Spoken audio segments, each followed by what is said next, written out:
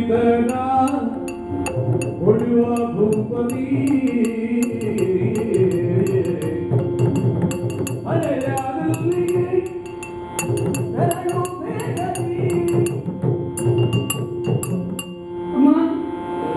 ನಾನು ಲಕ್ಷ್ಮಣ ಮೊದಲಿಗೆ ಪಾದಕ್ಕೆ ನಮಸ್ಕಾರ ಮಾಡಿದ್ದೇನೆ.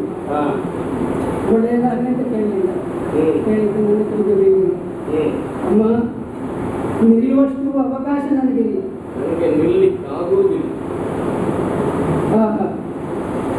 ಯಾಕೆ?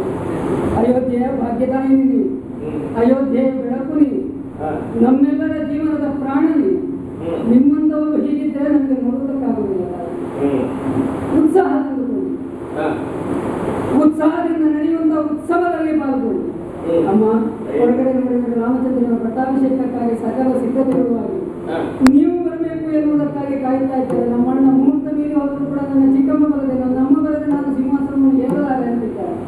ರಾಮ ಹೇಳಿ ಕಳುಹಿಸಿದ್ದಾರೆ. ಹೌದು, ಹಾಗಾಗಿ ರಾಮನ ತಮ್ಮ ಲಕ್ಷ್ಮಣ